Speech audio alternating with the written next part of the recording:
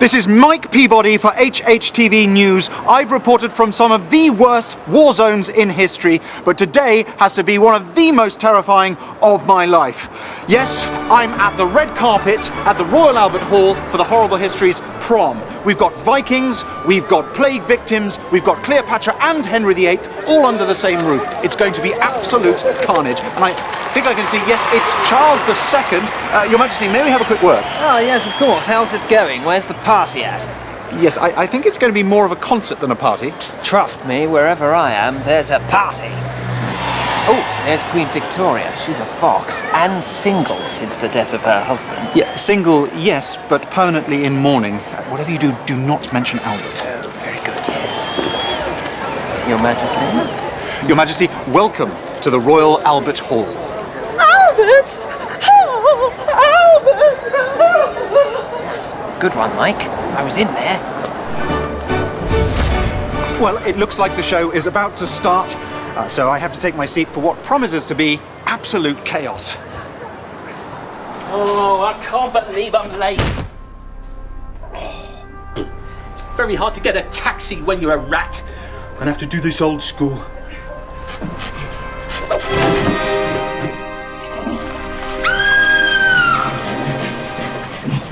Sure, you'd think she'd never seen a rat come out of a toilet before. Ooh, I can hear Also Sprach Zarathustra by Strauss. The show must be starting. The show must be starting!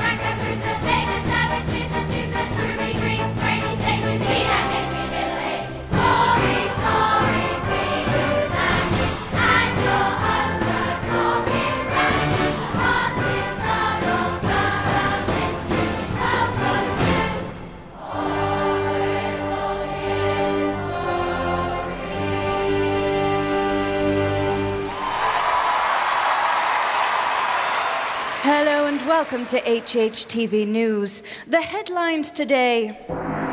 Thousands gather at the Royal Albert Hall for a special Horrible Histories Prom. Henry VIII and Charles II arrive for this unusual royal variety performance in which a variety of royals will perform. King Ethelred the Unready totally forgets what day the concert's on. Our lead story is the special concert in which the Aurora Orchestra and their conductor Nick Collon are ready to guide us through the best bits of the history of music. But first, the origins of the orchestra involve a tuneful tale full of twists and turns. So here with a summary is Bob Hale with the orchestra report. Bob. Thank you, Sam. Oh, no, come on now, enough. Thank you, Sam, and thank you, ladies and gentlemen. Well, behind me, I am reliably informed, is an orchestra. Yep, there they are, a big group of people, all playing music together. But where did they come from? Well, some came from as far away as Guildford. Hello, Simon. But the concept of an orchestra comes from even further away. In fact, it existed as far back as ancient Greece, home, unsurprisingly, of the ancient Greeks, who come up not only with the word orchestra, but also with the first musical scales and some instruments to play them on, things like the panpipes, percussion, and something called a lyre, though it looks pretty trustworthy to me. And then, just when we have something approaching an orchestra, along come the Dark Ages, the church band's instruments, and that's the end of that. But not for long. In the medieval era, groups make a comeback, this time with ridiculously named instruments, such as the serpent, the racket, the crumb horn, and the sack butt. You just blew down a sack butt. And if you play them all together, they sound like this. Absolutely awful, which is probably why modern orchestras don't use them anymore. But they do use this, thank you very much, written music, which, thanks to the invention of the printing press during the Renaissance, can now be shared around. There you go. Meaning we can all now get down to the same banging tunes. Oh, and as dance music's popularity grows, so does the orchestra, as they add a trumpet. Oh, there it is! And a tambourine! Oh, and a big bag of woodwind!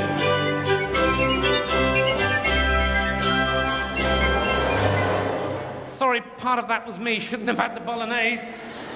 In fact, by the time we enter the so-called Baroque period, some orchestras have as many as 30 people in, now including drums.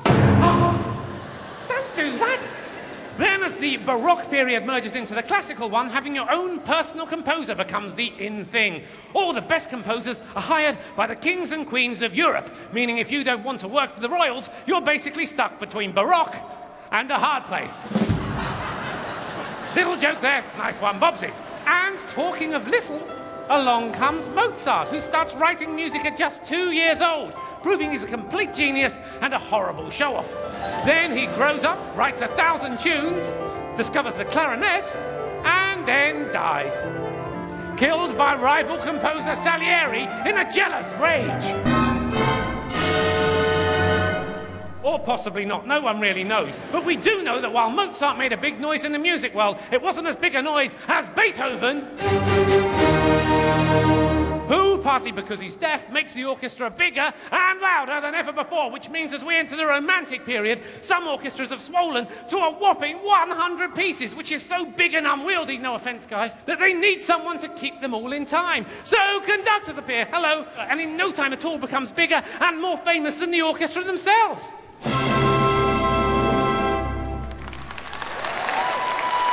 All right, mate, don't build your part. And with everything getting bigger, including somebody's ego, well, then the venues have to get bigger too, so it's goodbye to royal palaces and hello to enormous new concert halls. And in these huge halls, modern music goes absolutely crazy. And now, ladies and gentlemen, I would like you to go crazy. As for my big finale, I present my favorite modern musical masterpiece, played with aplomb for you and you only by the one, the only, time-straddling, foot-thumping, heart-pumping, hit-making orchestra! Take it away, boys!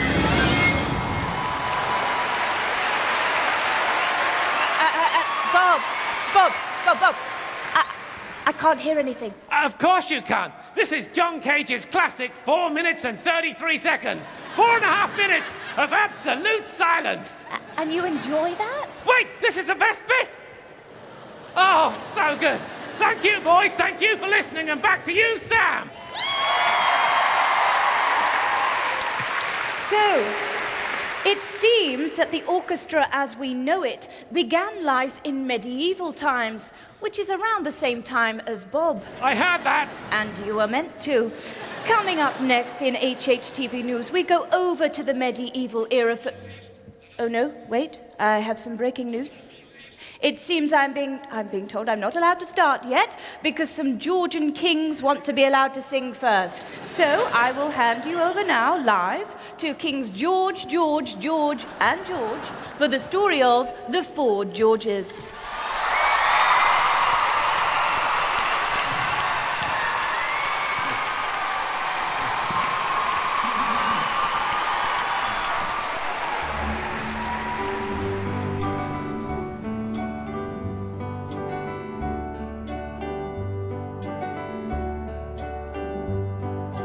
I took the throne of England just 'cause I was Protestant, a German prince whose English thank King George #1. I like to argue, now that's clear, especially with my father here. Before I died of diarrhea, I fought with my son. I broke records with my 60-year reign. and I broke the scales with my giant frame. Born to rule over you, King George 4, 3, 1, and 2. You had to do what we told you to, just because our blood was blue.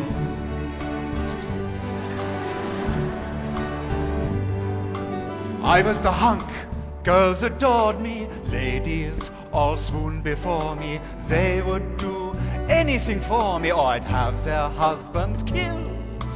Had a war with Prince Charles Bonny. Everyone said that I was funny. I spent everyone's money. Our subjects were not thrilled. I was the sad one. And I was the bad one. I was the mad one. And I was the fat one. We were born to rule over you. George's 1, 3, 4, And 2. England's king. Though we were German too. Him, then me, Then you. we were born to rule all over you. Forged on fruit, then I died on the loop. People hated us, and we hated them too. Born to rule over you. Born to rule over you.